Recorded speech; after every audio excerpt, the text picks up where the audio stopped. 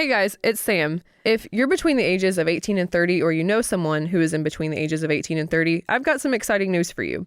We've had just such a great response to our summer application deadline that we've decided to extend it for another week. So our new deadline is now on March 25th. So if you've been thinking about coming to serve with us at Love Thy Neighborhood, but you've been on the fence, this is your chance. We only have a handful of spots left on our summer 2019 team, so don't wait another day. Go to lovethyneighborhood.org, find a cause you're passionate about, and apply now. If you do, you'll get an email directly from me. I'd love to hear from you and have you join us on our summer 2019 team. So don't wait, apply now. Remember, the deadline is now March 25th. Okay, let's get to the show. One of my favorite days, I was in Washington, D.C. years ago speaking somewhere. I had a free afternoon. I just went to museums by myself and learn things, which for someone else must sound like a circle of hell. But I really enjoyed that. This is a show about self-discovery. About understanding ourselves. About looking into the mirror to see the good, the bad, and the unknown of who we are. This is about how we relate to God. And everyone else. From Love Thy Neighborhood in Louisville, Kentucky. Welcome. Welcome to the Enneacast.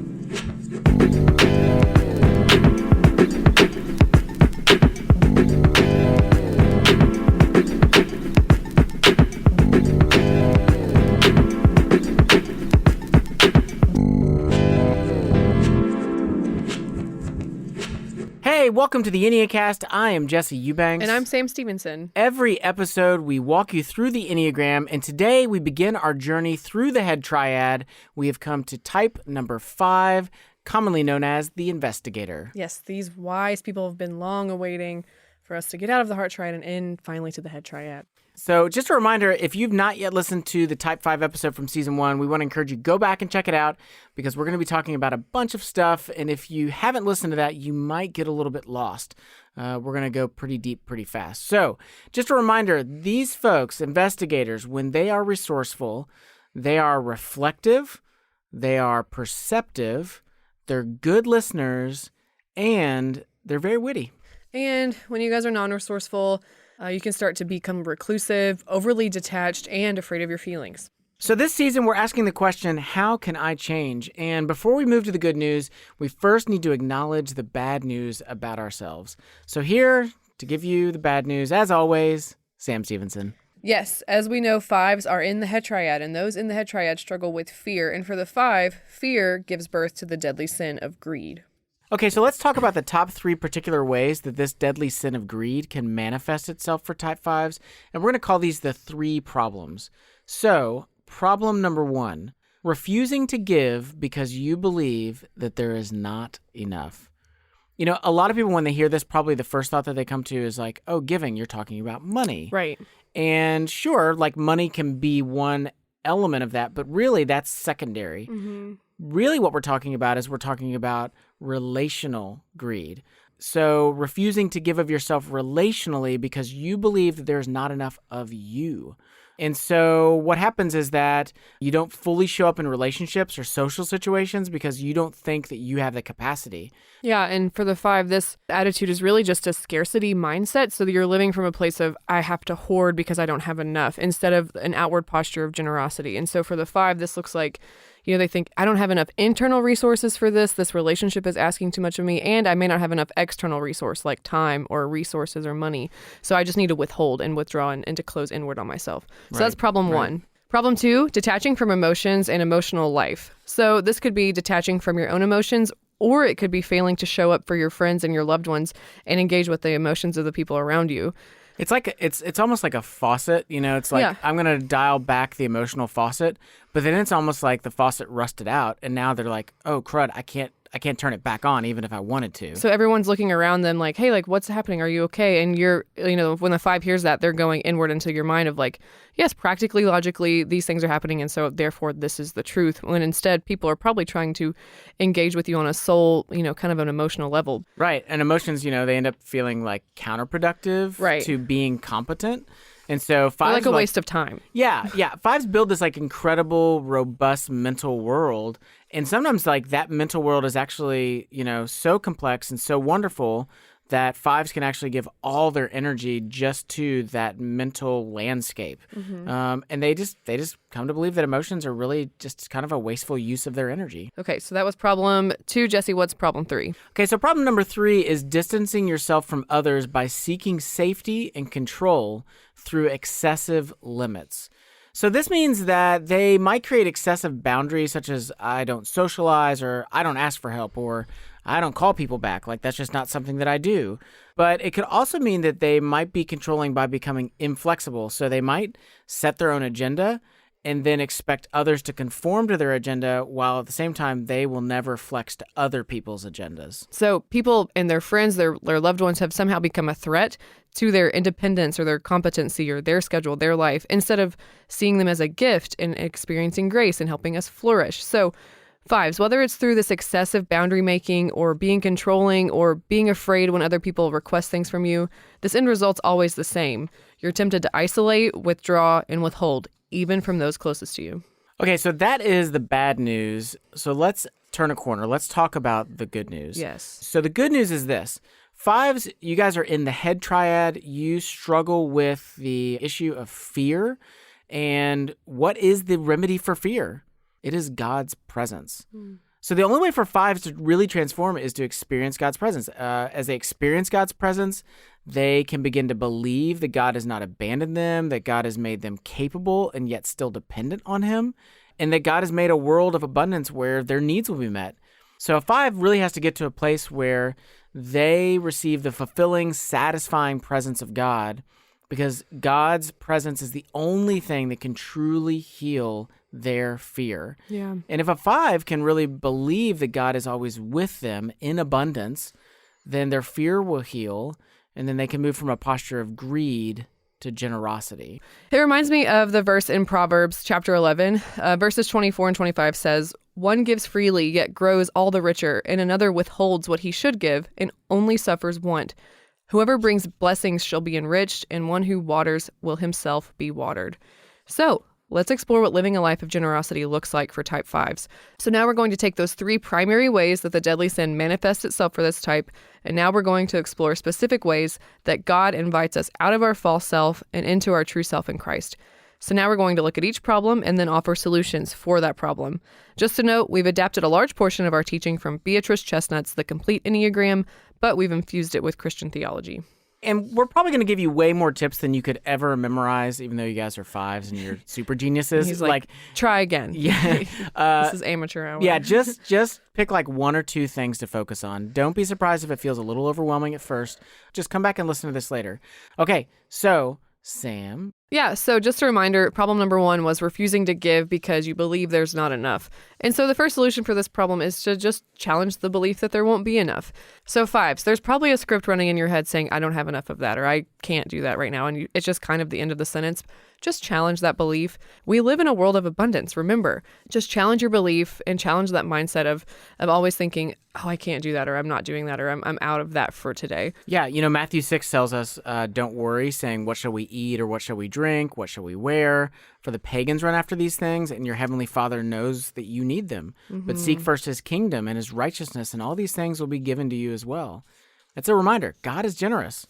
Okay, the second solution is, remember, scarcity doesn't lead to abundance, but only more scarcity. I mean, think about it. How many times have you set a resource goal only to meet it and then decide that it wasn't enough? So how much time alone is satisfying? How much money in savings? It's just really easy to go like, oh, I'll feel better once I get to this point. And then we get that money, we get that time alone, we get the books that we need, and then we still go, wait, I'm still not satisfied. Those thoughts, they're just going to entrap you into more scarcity mindset thinking. They'll never lead to generosity because you're not operating from a place of contentment and of a place of abundance. You're saying, I won't be satisfied until I get this thing, and insert whatever that might be here. So finally, the third solution is find ways to be filled that are outside of yourself. So, for some types, we tell them they need to slow down, they need more time alone. This isn't the remedy for you guys. It's fives don't need a whole lot more time to themselves. No, it's to get out of yourself, to get out of your head, to get out of your room, wherever you like to retreat. So a good question for 5s is, how can I fill my life with engagement that is outside of my mind and outside of solitude? And I think engagement means a couple different things. So I do think it has a social component. So it can mean like I'm going to go and I'm going to interact with somebody. So maybe going to a meal with a friend or volunteering to help other people in need. I also think this, though. I also think part of that engagement is about getting into your body. You know, we've talked about it before that 5s at times can go kind of blank in terms of their facial expressions. Yeah. They don't offer a lot. And I know it's because they're thinking through things, but it's also a symptom of being out of touch with their body. So, so exercise becomes really important. It really helps the 5 get in their body and out of their minds. So that was solutions for problem 1. Let's talk about problem 2. Okay, so problem number 2 is detaching from emotions and emotional life. So the first solution is notice when you are choosing to detach. Take notice of the moments and scenarios where you can feel your emotions or the emotions of others, but you're resisting them. You can tell that something is going on that feels like it's going to ask too much of you, and so you begin pulling back and pulling away. Are there certain scenarios, situations that make you more ready to detach than others? What do you think is behind that? What do you think is going on? That's good. Okay, second solution is practice emoting. So Beatrice Tresvant says to make efforts to feel more emotions more often. And so for the 5, it really is an effort. You know, a lot of times other types may feel the thing first and then try to go back and try to understand why it's happening later. But for the 5, your primary mode is just to think about it. So now actually move downward and look at your body and see, what am I actually feeling about this thing? Yeah, 5s, you guys have really robust minds. You're capable of very complex thinking. What we want to invite you towards is expanding your understanding of your own emotions. And part of the way that you could do that is actually by going online and Googling emotion guide and the name Dr. Philip R. Shaver. And there's actually this really wonderful emotions guide. And the idea is beginning to emotionally label the experiences that you're having. Mm-hmm. So you're not just using like basic words like I feel happy, but you're using like secondary and tertiary words. Like you're like building your more emotional nuanced language. Yeah, to more nuance your understanding of things. Yeah. And then, you know, I think the other thing that comes to mind for me on this as well is we talked a little bit about this in the season 1 episode with the 5s, but work on mirroring those that are around you. Mimic facial expressions and mannerisms of those that are close to you. What do you notice as you do those things? Okay, so finally, the third solution, learn to see the positive side of having emotions. As much as we want to believe that we are all cognition and volition, we are not. You are driven by your deep emotional feelings, whether you recognize it or not. In fact, even the reluctancy to engage emotions is driven by a deep emotion. Yeah. You know, it's driven by the deep emotional experience of fear. Far before we were cognitive creatures, we were emotional creatures. We cried, we laughed way before we spoke and had, cognitive thoughts that we were able to articulate as children. Yeah, your desires, your longings, your hopes, your fears, your joys, like they motivate you and they drive you. And you're made in the image of God, created to experience the fullness of life. When we look at Jesus, Jesus was not just a stoic. Like he experienced joy and celebration and laughter, and he was moved by those close to him. You get a picture when you look in the scriptures of an emotional man, not just, a stoic who had intellectual conversations all the time. Yeah, it was not just, I know a lot of people with great theology that are miserable to be around. And just miserable themselves if you ask them long enough. Yeah. I think it's just important that folks don't have a negative view of emotions.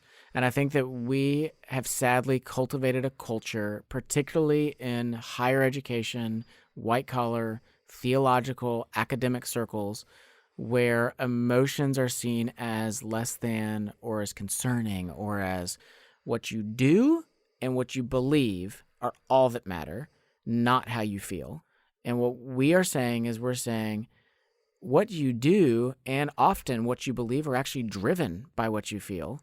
So you need to pay attention to that and value it. There's an invitation in that. Like the Lord has invited you to live a full life. And part of that is an emotional life. Okay, so that was problem number 2. Let's move on to problem number 3. Okay, so problem 3 is distancing yourself from others by seeking safety and control through limits. So the first solution for this problem is to recognize that believing nothing is wrong only fuels the fire. Part of a way that a 5 operates is by flipping the script and trying to force control of an emotional situation by just claiming that everything's fine and that there are no problems, and shifting blame onto the other parties as deeming them as overly emotional or too needy or too demanding on them. And so fives can get stuck into the kind of like live and let live mentality. Like you leave me be, and that's how you're loving me, and I'll leave you be, and that's how I'm loving you. And but really that's a form of control, because we're not designed as creatures to be like that. God made us to need each other and to exchange. And so when a 5 gets into a space where they just go, everything is fine, even though you can look at the relationships in their life and you can tell like the relationships are suffering. They are deficient from what they need to be. But the 5 is saying everything's fine. That is a version of control. Yeah. And so it's really important that a 5 has to catch themselves. When you begin to believe nothing is wrong, there's a decent chance that that you're actually making the situation worse. So go to those people in your life and say, hey, are we really doing okay? Do you feel like I'm okay? What's your perspective on this thing that we're going through? Like, double check with the people around you, because your temptation will be to fall asleep by believing everything's okay when in reality it may not be. Okay, the second solution is reflect on what you are really afraid of. 5s, pay attention to your fear. Pay attention to when you feel useless, when you feel helpless, when you feel incapable. Pay attention to how it motivates you to withdraw and distance yourself from others. Use your gift of reflection on yourself. Yeah, 5s, think, ask yourself, like, what would happen if you didn't have these strong boundaries in place? Like, just consider what would happen if you let those boundaries and those walls down. Finally, the third solution is do something instead of always thinking about something. So this is going to be challenging, guys, I know, but thinking about life and experiencing and doing life are not the same thing. It's not just the thought that counts. It's the action that counts. Yeah, exactly. Anybody that's married, knows if you get home and you're like, I thought about doing this wonderful romantic thing for you, like, you get no points. That almost hurts worse That's to the fact that you worse. didn't do it. Right. It's like, oh, I thought about it, but whatever the second half of that sentence is, like, I thought about it, but like, whatever that is, like, that's just going to make you sound like a jerk. Like, but something came up. Oh, so they're more important than me? It's just not going to go well. Anyway, Richard Rohr says, remember, some knowledge comes not from thinking, but from real world experience. So 5s, like, do you have any hobbies? Find something, preferably something that involves other people. Modern Enneagram suggests start an idea or a project and don't do any prior research or info gathering before you start. Like, just start it. And, what do you notice as you act without overthinking? Remember, 5s, faith as action. Not just faith as theology, but faith as experiencing God, faith as following God, faith as life engagement. So these have been our suggestions for how you can step into the transformative virtue of generosity. When we come back, we'll be talking with author and speaker Skye Jethani. Stay with us. So I think a lot of times people think that maybe all this community talk is just us like posturing, like this is all just like, oh, we just like to talk about this stuff, but we don't actually put it into practice. Yeah, community is a really good idea, guys. Go out and find it, but we've actually not really implemented that here on our end. But like, that's not the case at all, you know? Okay, so check out this clip. This is from Alex Dye. He's a InterVarsity minister in Knoxville, Tennessee, and he actually served with Love Thy Neighborhood previously. Yeah, day one, we were told it is impossible to feel loved without feeling known. And we were basically asked to share our life stories with a bunch of strangers, the other people in the program. And I shared things in that time that I thought I was never going to share with anyone. So if you want to be a part of this experience, head over to lovethyneighborhood.org and apply. You'd actually hear directly from Sam, Sam Stevenson. You would hear directly from her. I will send you a personal email if you apply. So yeah, we're always taking applications for the summer terms, and we also have 2 year-long opportunities. One starts in September and one starts in January. We'd love to have you come join us. So go online, lovethyneighborhood.org/apply.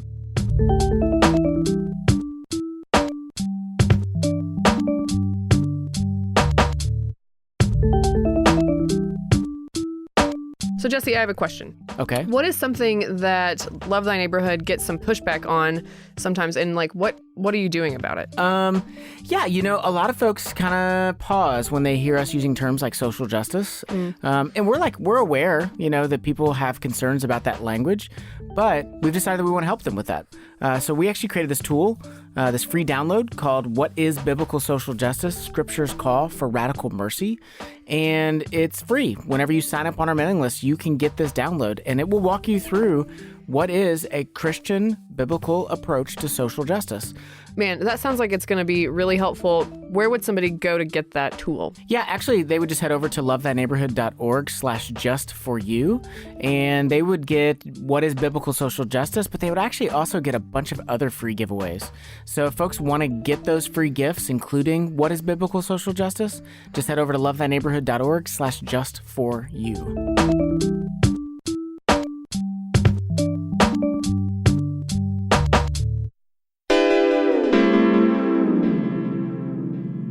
Hey, welcome back to the Enneacast. I'm Jesse Eubanks. And I'm Sam Stevenson. Our guest today is Skye Jethani. Skye is an award-winning author, speaker, consultant, and ordained pastor.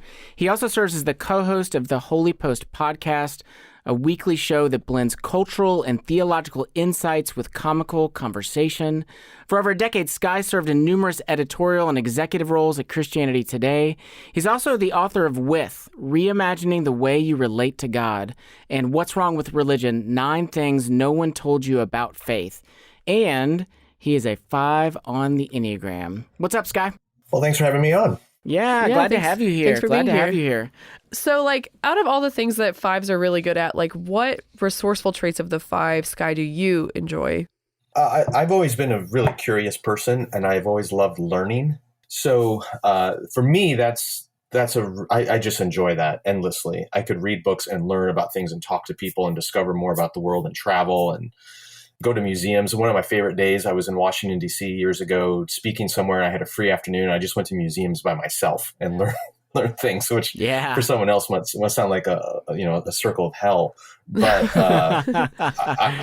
I really enjoyed that. So, and I enjoy meeting people who have that quality. As I've gotten around the country and worked in journalism a little bit at Christianity Today and meet different church leaders and pastors, the ones that I resonated with the most were the ones who were equally curious, and not just about the things I was curious about, but pastors who were genuinely interested and curious in the people in their church, wanting to discover more about who they are and how to care for them and how to shepherd them. So yeah, for me, that's the quality that I enjoy the most. Yeah, that's good.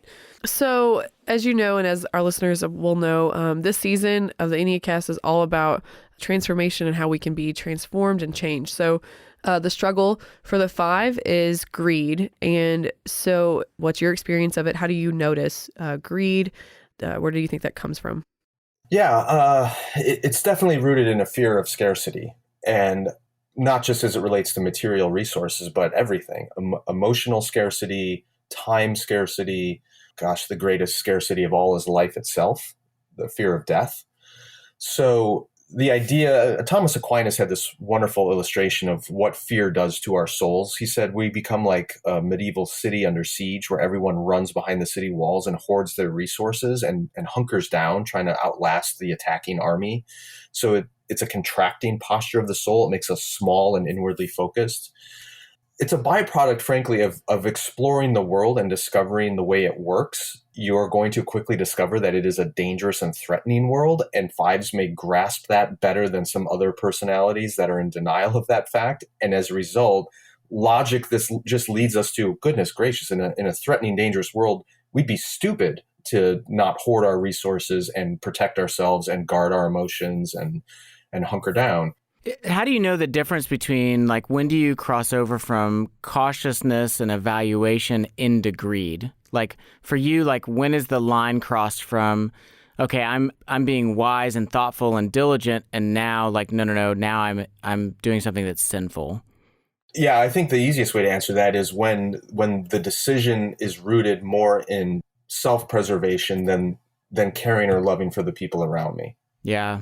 There can be a prudence and a wisdom to say, no, I'm not going to go into thousands of dollars in debt in order to help this person because that would not be good for them or for me.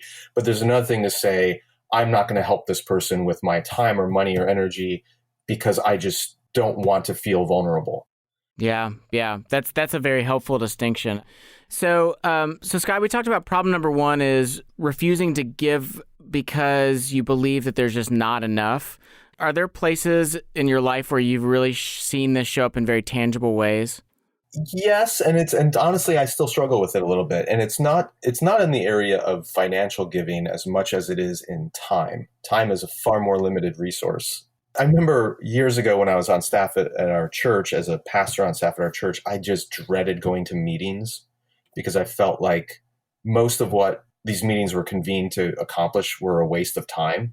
And my frustration would come out into the point. I have a cup sitting right in front of me that an elder gave to me probably 15 years ago. And the mug says in big letters, meetings. And then next to it, because none of us is as dumb as all of us. and I lost my temper one time at a meeting at church because I just understood what a complete and utter waste of time this was, not just for me, but for everyone else. So I still struggle with that wastefulness of this is a bad use of time and energy because I don't need to be. I remember sitting in a meeting once where for half an hour, they were debating whether or not our annual church meeting should be a dinner or just a dessert. Wow. For half an hour? Yeah, for half an hour. And I think that's a relevant question that certain people should be asking. I am of no use in that conversation whatsoever, right? Yeah. So part of my frustration in giving away my time is I want to know, is it really necessary? And I think I've overreacted to that at times where I will reflexively say no until you can convince me that I really need to be a part of something or that you need me to be a part of something. And that callousness, I sometimes really need to put in check. And I need people around me to say, hey, slow down. You need to be a little bit more generous with your time here and let it go. We talked a little bit about some of the proposed solutions for that problem. Were there any of those solutions jump out at you or resonate with you? Yeah, the first one jumps out right away. I mean, the truth about scarcity or the falsehood of scarcity, the truth of abundance is critical. I mean, one of my books, I wrote an entire chapter on this. And studying from Genesis all the way through to Revelation, the role of abundance throughout the narrative of Scripture is super, super important. And wherever God's presence appears, think about him leading the Israelites in the wilderness out of Egypt toward the promised land. Everywhere his presence arrives, abundance comes with it. Jesus does this in his abundance miracles, the feedings and the wine and things like that in the Gospels. And this is abused and perverted by prosperity gospel preachers who want to extrapolate that out to the American dream kind of abundance. But that's been really transformative for me, of truly understanding that an awful lot of our fears are rooted in this falsehood of scarcity. So you just talked about, that the presence of God shows up, and wherever the presence of God is, that abundance follows him. Is that part of your motivation for your book, With? Yeah, and really With, even though I've written 7 books, in one form or another, they all tackle the same core dilemma. And the way I would diagnose the human condition in the world is that the core human dilemma is fear. And in our fear, in our desire to control, it leads us into really destructive patterns of interacting with God, interacting with one another, interacting with the world. And all of our attempts at control are really illusions. And so even the fear of scarcity, our response is, well, how do I get more? How do I have control? How do I maintain my resources? And the only thing that really liberates us from that cycle is a clear vision of God that leads us to the really counterintuitive belief that we are indeed perfectly safe. That's good. Okay, so problem 2 that we talked about is that 5s can detach from emotions and your emotional life. So yeah, talk to me a little bit about that. How do you engage with your emotions? So I'll tell you a story about when I probably learned this lesson best. I just graduated from college. I had moved back in with my parents and started seminary. I started graduate school, which was at the time, I think 6 hours a day of intensive language study of Greek and Hebrew. And wow. It was murder. And moving back home with my parents, I don't know if you guys have ever experienced this after being independent, moving back home with your parents. That is painful. It is very painful. I had just gotten engaged and we were in the midst of planning a wedding, and that is its own level of stress. And on top of that, my parents' marriage at the time was not very stable. So there was just an enormous amount of stress in my life. And I started getting severe chest pains and heart palpitations. I'm 22 years old, and my heart was literally stopping and skipping beats, and it was super unsettling. Eventually, I ended up at the cardiologist's office running on the treadmill with, these leads all over my chest, wondering if I'm going to drop dead. And finally, the cardiologist sits down with me and he says, "Are you under any stress right now?" And my honest answer to him was no. Wow. I said, no, I don't feel any stress. And he said, well, tell me what's going on in your life. And I laid out for him all the stuff I just told you. And he started laughing. He said, that's your problem, Skye. I said, what? He said, you're under an enormous amount of stress. You just won't admit it. And because you won't admit it, because you won't let it out, it's coming out psychosomatically. It's coming out through heart palpitations. Other people get ulcers or they get migraine headaches, or, that's what our bodies do when they're under stress. And you're just not admitting it. You're not open to the fact that you're under all this stress, and you're burying it, and it's coming out sideways. And so I have this sort of biological barometer that tells me when I'm not handling my emotions well. And so I'm grateful that that's become less and less frequent, because I've become more aware of my stress and my emotions, and how do I expose them and release them, and not in a way that's destructive to the people around me most of the time, although that has happened, but in a way that is just honest, and start just admitting the truth. Yeah. Okay, so Skye, problem number 3 is distancing yourself from others by seeking safety and control through limits. Does that resonate with you at all? Yeah, this is one this is one that's very easily spun into a positive quality. Okay. I want to hear this. I think for a lot of my adult life, having been in the ministry world where boundaries are so rare, I remember when I was a seminary student, my wife and I were newlyweds, and she went to a gathering of other spouses, particularly wives of seminary students, and she came back.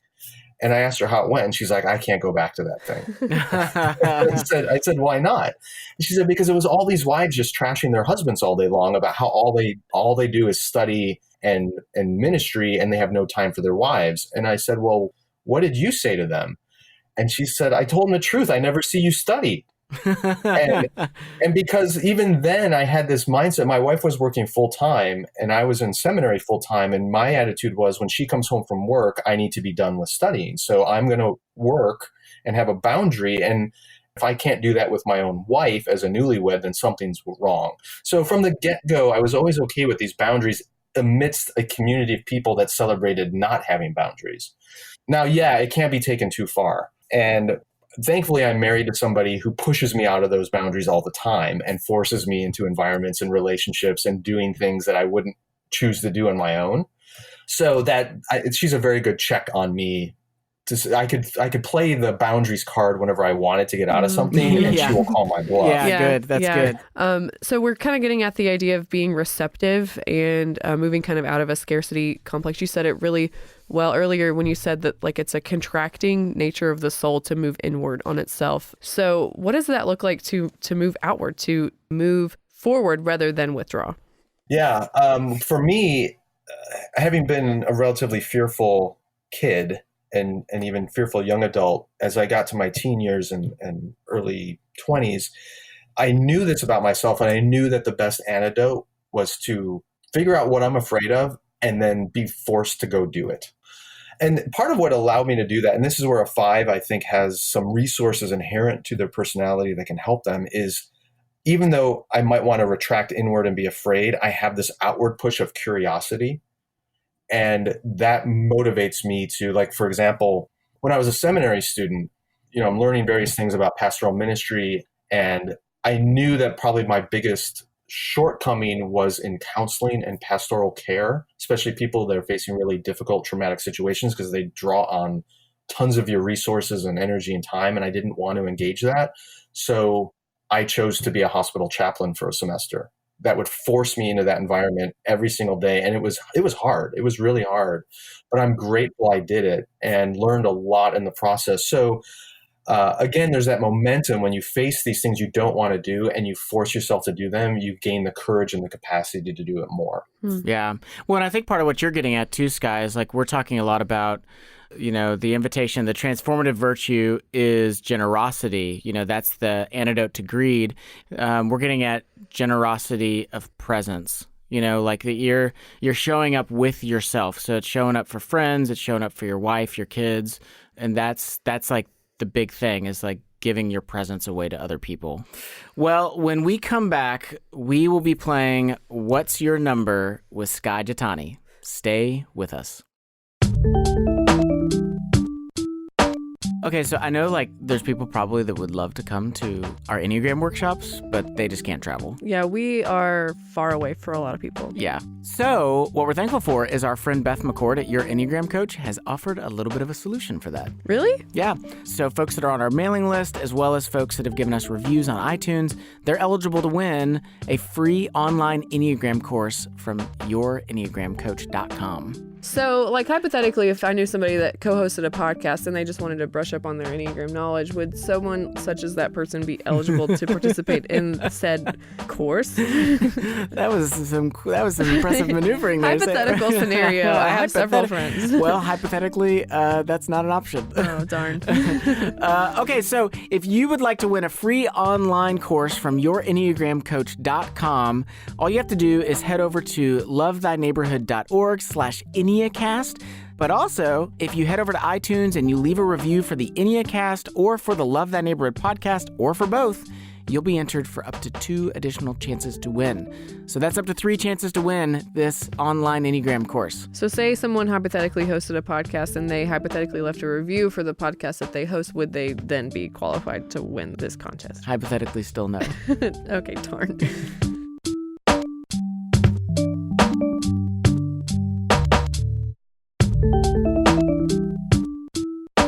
In today's episode of the Enneacast, we're exploring type number 5, the investigator. And specifically, we're talking with Skye Jethani. Well, this is actually not the first time that we've talked with Skye. We actually interviewed Skye along with a whole bunch of other people for our other podcast, the Love Thy Neighborhood podcast.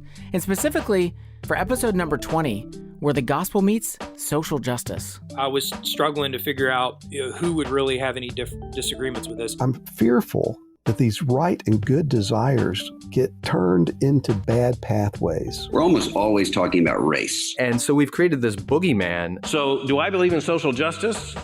If you want to hear how Christians are wrestling with this really important topic of social justice, make sure to subscribe to the Love Thy Neighborhood podcast. Just search for Love Thy Neighborhood in whatever podcast app that you're listening to this podcast in. Or head over to lovethyneighborhood.org/LTN podcast.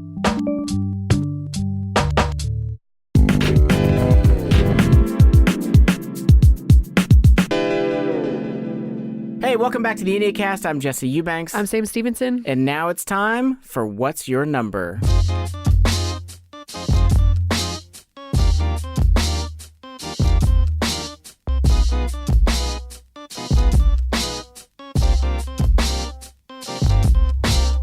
Our game today is called What's Your Number? This is based off a real game by the company Player 10. You can find What's Your Number by going to player10.com. You can also buy it on Amazon. So here's how you play. Skye, I'm going to read you a card, and then you're going to rank what is on that card from 1 to 10. So 1 meaning that you absolutely despise it, 10 meaning that you love it. But keep the number to yourself. Sam and I are each going to try to guess what we think you've ranked this thing. Sam and I cannot pick the same number. After we've each taken a guess, you're then going to reveal what number you chose, and whoever guessed the closest gets a point. Best out of 5 wins. You ready? All right, let's do it. Okay. Sam, are you ready to be destroyed? No, I will win this game. Okay, here we go. Skye, not tipping if you didn't like the service. Oh, man. Not tipping if you didn't like the service. So 1, does he hate it when people do that? Or 10, he loves it. He thinks that is a reasonable, great thing. Bad service, no tip. I think the rational side of Skye is very much like, you performed at this level, I will reward you for this level. But Skye's a Christian, he's a pastor, I don't know where restaurants he goes to or how well known he is, but he has a reputation. So I feel like he has to tip even if it's not a great service, but I think he has to fight tooth and nail. I'm going to say Sam, what's your number? 4. 4. I think you are onto something. I think there's an internal struggle. I think that people should only get tipped for good service, but sometimes there's room just for mercy. So what did you say? I said 4. You said 4. I'm going to say 6. Okay. I'm going to say 6. So Skye, what's your number? Yeah, this one's a little complicated. I said 2. Oh, Sam So took it. I Okay, win. so tell explain. us. Well, I mean, the way I think about it, a tip it's part of just the expense. It's their earnings. It's their job. I'm not going to punish somebody with a bad tip because I don't even see it as a tip much anymore. I've been on the receiving end of tips. I get it. It's what they rely on for their income.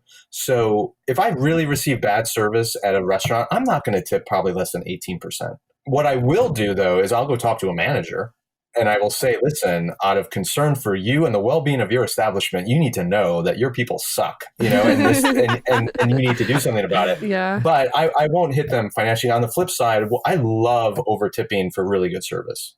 Yeah. That's good. I just think it's great when you can say to somebody, not only did you do your job adequately, like you blew me away, and I want you to know that. I love doing that. That's cool. Yeah. Yeah. That's good advice. That's okay. wisdom. Okay, Skye, next one. Political bumper stickers. I'm going to say like 1. Like does not like them? Doesn't like them. Okay, I think he has a fascination with them. I think that there's candidates that Skye really does like and enjoy and appreciate, but I also think that there's a part of him that's like morbidly curious about the type of people who especially like a bad decorate political themselves. bumper sticker. Yeah. Or what is the algorithm of this bumper sticker plus this one? Like what's it telling me about that person? So I'm gonna go 5 because I think it just sort of evokes curiosity. Skye, what's your number? My number's 5. Oh, Boom! What? Really? Yeah. I don't have any political bumper stickers, and I never would. And I probably quietly and secretly judge everybody who does. But I got to admit, when I'm behind a car and there are numerous bumper stickers, I am plotting to figure out the worldview that makes them all consistent with each other. Wow. Yes. But the other thing is, most political bumper stickers I find completely banal and just useless. Right.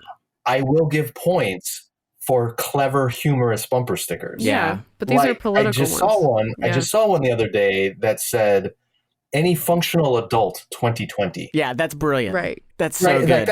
I appreciate that. I mean, I would never again put it on my car, but I think it's you get points for being funny and entertaining me in my commute. Right. So Sam, you got 1, I got 1. So we're tied. There we go. It's getting real. Okay, here we go. Last one, Okay. Skye. Small talk. Oh no. What do you think, Oh no. Sam? This is just my mind imploded because 5s typically hate small talk, but he hosts a podcast, so he's a talkative guy. He's in ministry, so he's got to do it. But in general, I do wonder if he ever I don't think that that's his preferred talk style is shooting the breeze, talking about the weather. I'm gonna say 3. Okay, you're going 3. I am gonna go with 2. I think occasionally, if it's another person that he enjoys and likes, that's fine. They'll do small talk. But I think that he prefers topics and substance, like not, nonsense. Yeah. Okay, Skye, what's your number? My number is 2. Oh, no. Yeah, you nailed it. And I've been writing them down as you've asked me, so I can't change my answer. That's right. It was 2. Exactly what you said. I mean, my wife, sometimes we're at a social gathering and she knows I hate small talk. And she will say to me, look, you just need to do a better job of faking it. Yeah. and pretend that you're interested in what everyone's talking about. So I will just sit there and nurse my drink or pick up my food and engage lightly until something of interest actually starts moving in the conversation. Then I perk up and engage. But yeah, I just don't have the patience for it. I mean, it goes back to that thing about meetings. None of us is as dumb as all of us. Like, if we're going to sit here in one another's presence and talk, let's make it worthwhile. I agree. And I also agree that I won. So, Sam, it's been a pleasure. Okay, so we're going to end each episode this season by asking our guests questions from our listeners. So let's do that now.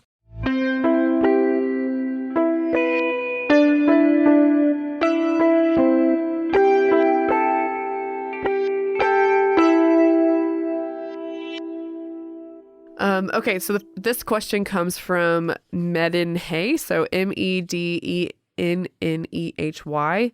They ask, I'm a 5. How can 5s learn to be more engaged and present in the here and now? That's a good question. My initial response is probably the same way everyone else needs to learn to be present here and now. And if we don't find the person we're with or the task we're engaged in to be that stimulating or interesting, we will immediately go to the thing that is more interesting or more engaging. And for most of us today, that's our smartphone. So an important discipline for me is to not have my smartphone on me all the time, or to not have it available, which forces me to engage with this person across from me who I find incredibly boring and uninteresting. So it kind of takes away the temptation to distract yourself with some deeper thing. Now, what it doesn't do or help us with is, and I think this came out in some of what you guys talked about earlier, 5s can have really complicated and interesting internal imaginations. And so it doesn't prevent us from withdrawing into our own minds, but at least it prevents us from withdrawing into some other external object of interest. Yeah. Next question. This one's funny to me. Who's it from? Roseanne M. Green. She asks, how do you know if your teenage daughter is 5ing or being a teenage girl? And I think that she's getting at this withdrawn moodiness, privacy thing. That's a funny question. Yeah. Yeah. Well, I have a teenage daughter. I also have a friend who's a psychiatrist, and I remember asking him once years ago, before my daughter was a teenager, about, and this is getting kind of technical, but how do you diagnose bipolar disorder in teenage girls? Right. You can't diagnose bipolar disorder in teenage girls because they're basically all bipolar. Yeah, right. And so there's certain psychiatric disorders you just don't diagnose teenage girls because they're in that phase of development that is just erratic. And this is the kind of thing that bothers me, is when somebody wants to take a complicated human being like a teenage girl and just go, well, is she just being a 5? Just pigeonhole them into a category, rather than allowing an Enneagram to help illuminate the way someone operates. We try to force them into the category of an Enneagram number. So we got to be careful we don't do that. And we respect the fact that these are 9 artificial categories, and people are infinitely more complicated than 9 categories. And we need to hold these tools loosely and use them wisely, but not force people into categories that they don't naturally fit into. Yeah. And there is, I think with this particular example, there is a certain level of privacy and scarcity or withdrawnness that happens whenever someone is an adolescent. And that might be a pattern that continues well into their adult life, or it might just be something that she's trying to work through. Really, personality doesn't get fleshed out until early 20s. So she is still kind of just feeling her way out and figuring it out. And this, withdrawing, contorting inward may just be her method now, but it might change. Yeah. So. Yeah.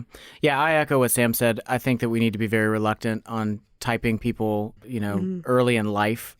First off, we shouldn't type others. You need to type yourself. But second, I think that, if she may have a lot of 5 qualities, but I don't know that I would, Teenage years are tough, man. There's just a lot cooking. Yeah, just pray for her. Just give her space. Just ask, maybe set a schedule. We'll pray for you. Right. Set a schedule like, okay, give me one day where you're going to be present. Just try to be realistic with your expectations in this season. So. Well, Skye, it's been fun, man. Thank you so much for joining us and chatting with us and letting us into your interior world. We appreciate it.